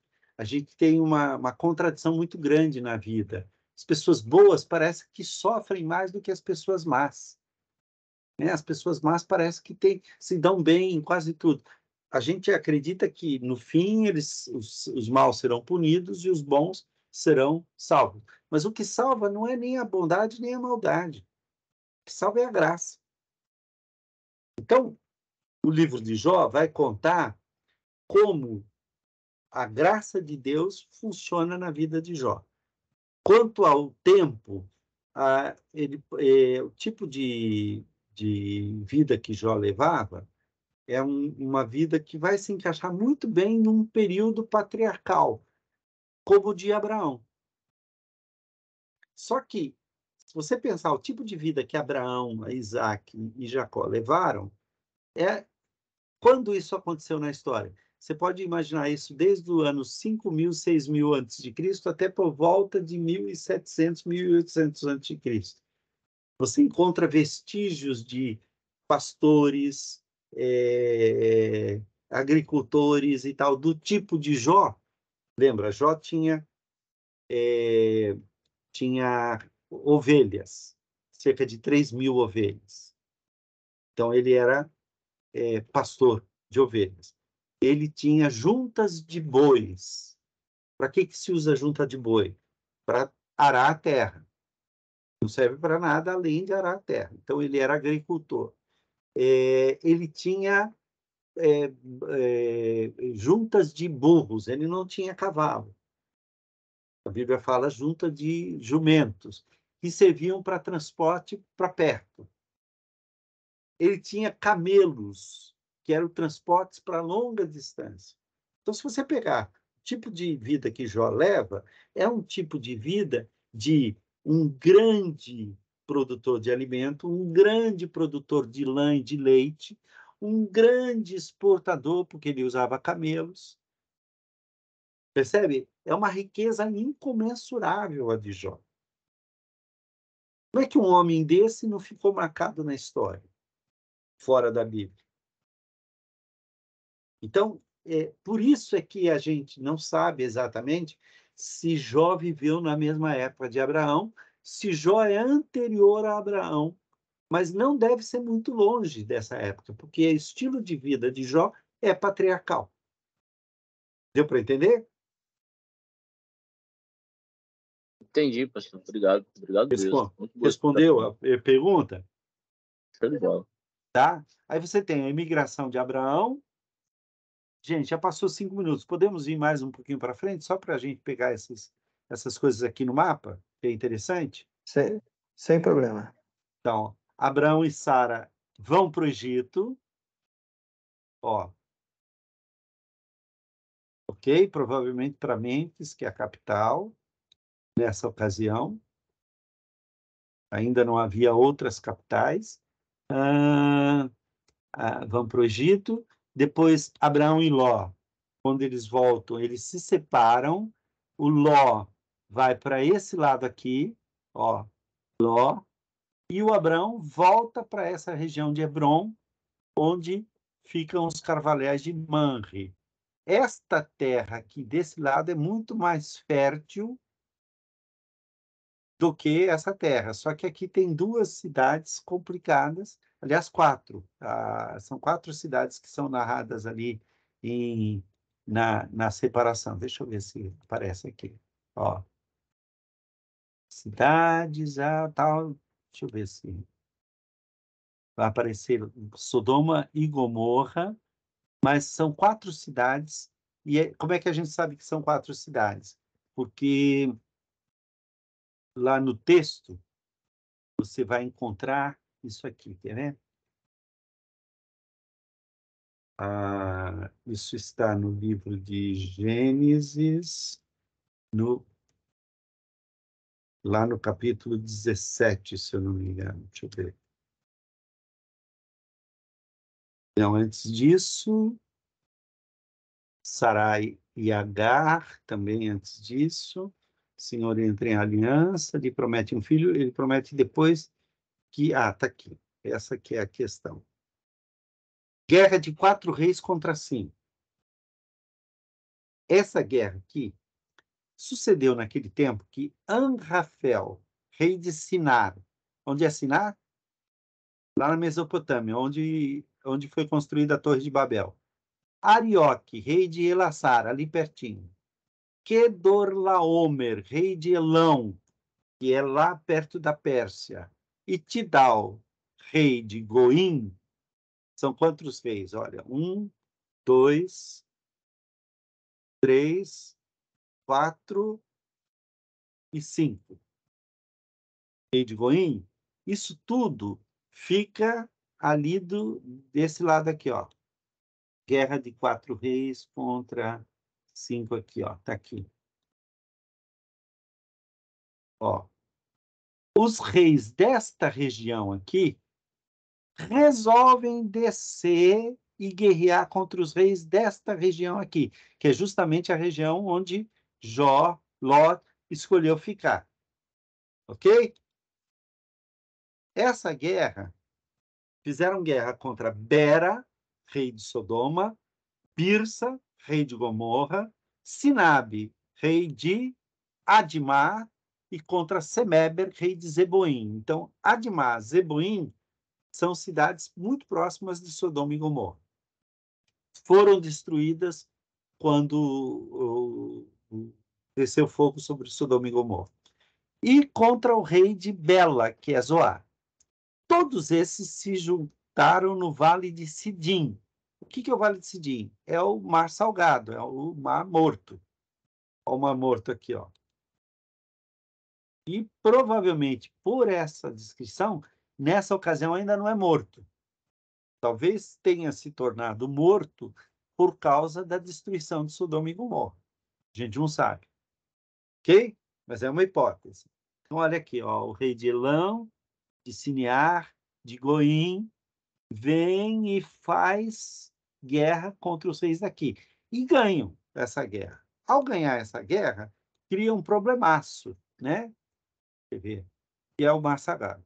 12 anos serviram a Kedorlaomer, porém no 13º ano se rebelaram. Então os reis lá de Sodoma e Gomorra pagavam tributos ao Kedorlaomer, que segundo alguns estudiosos é o Hammurabi, lá da história antiga, que foi quem criou a lei de Hammurabi, tá? Então, Kedorlaomer. Ao 14º ano veio Kedorlaomer e os reis que estavam com eles e feriram os Refaíns, que são os descendentes de gigante, em Asterote e Carnaim, e aos Uzins em An, e aos Emins em Savé Kiriatim, e aos Oreus no Monte Seir, e até El Paran, que está junto ao deserto. De volta passaram em Mispate, que é Cádiz, e feriram toda a terra dos Amalequites, dos amorreus, que habitavam e tal. Então, saíram os reis de Sodoma, Gomorra, Adimá, Zeboim e de Bela, se ordenaram e levantaram batalha contra ele no Vale de Sidim, contra Kedorlaomer, tal, esses caras todos. E, ora, o Vale de Sidim estava cheio de poços de betume. Os reis de Sodoma e Gomorra fugiram. Alguns caíram neles e os restantes fugiram para o monte. Quer dizer, já era uma região que tinha petróleo, saindo a flor da terra, tá? Betume, tal. Tomaram, pois, todos os bens de Sodoma e Gomorra e todo o seu mantimento. E aí o que aconteceu? Ló é levado, e quando Abraão fica sabendo, ele monta um exército e vai atrás para libertar Ló. Então, isso nos demonstra que não era Sodoma e Gomorra só as duas cidades que existiam nessa região. Ok? Ó, Abraão e os 4 reis, olha, ó, Abraão fica sabendo, ele vai até aqui, encontra eles aqui, ainda tentando fugir, os derrota e depois ele volta. Só que ao voltar, ele passa por Jerusalém, tá? Que nessa ocasião se chama Salém. E lá em Salém ele encontra o Melquisedeque.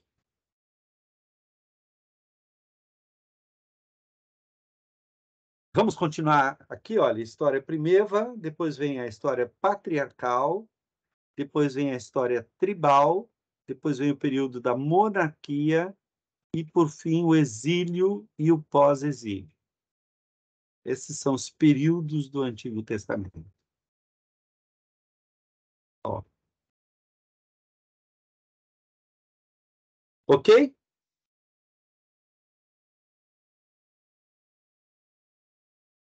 Gente, já passei do horário.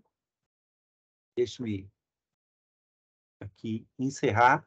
A gente vai se encontrar daqui a 15 dias e eu vou pôr para vocês, eu estou preparando uma outra prova diagnóstica com questões que provavelmente vão cair nessa área, para vocês fazerem um autoteste e tal. A primeira prova foi muito fácil, né?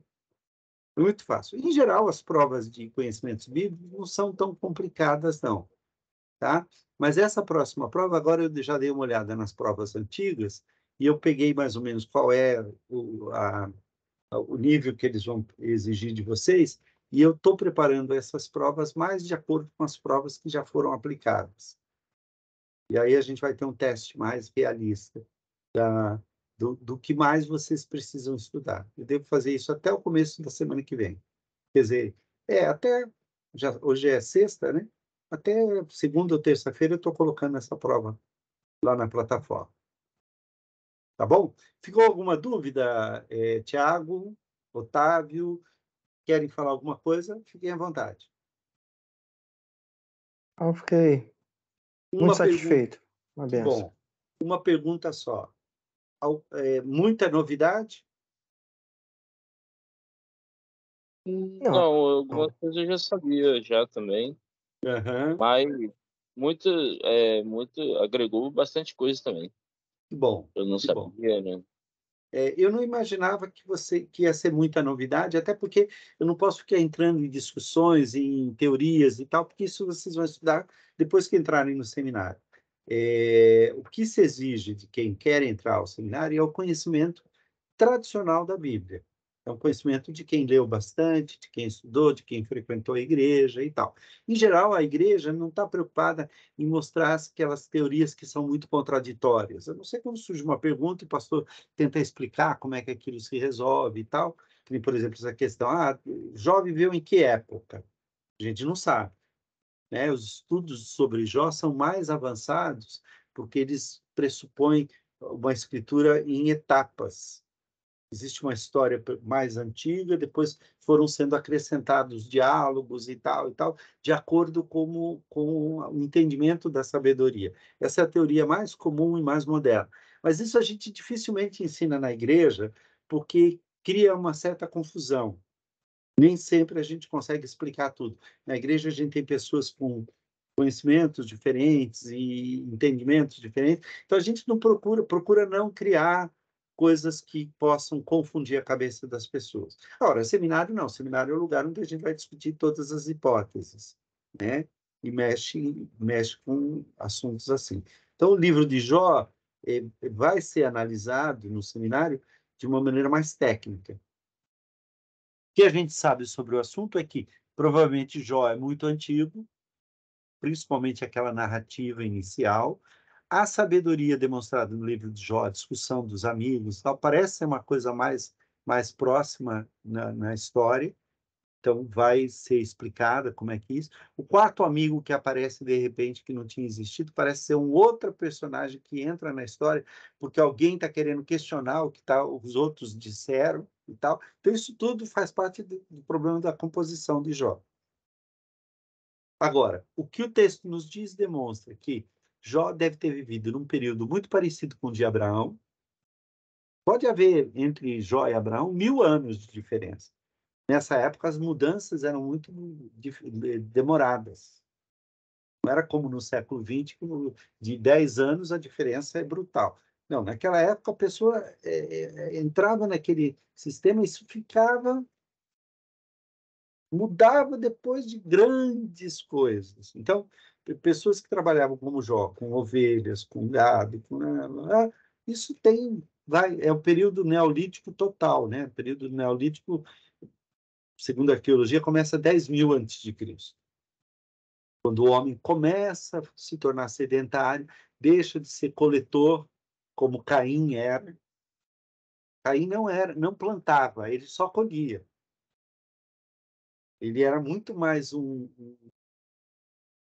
nômade, coletor, e o irmão já estava num estágio de sedentário, que para cuidar de ovelha você não pode ficar andando muito, você tem que ficar mais parado. Você tem ali um conflito entre um nômade e um sedentário. E o nômade mata o sedentário. Então, esse tipo de coisa a gente vai estudar dentro do seminário.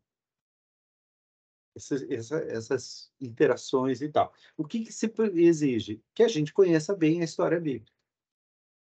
Como é que a Bíblia trata os seus personagens? E é isso que é importante para o vestibular. Legal? Então, boa noite para vocês. Bons estudos. Eu estou à disposição para qualquer pergunta que vocês tiverem. Manda para mim pela plataforma. Eu vou procurar responder o mais rápido que eu puder sobre o Antigo Testamento.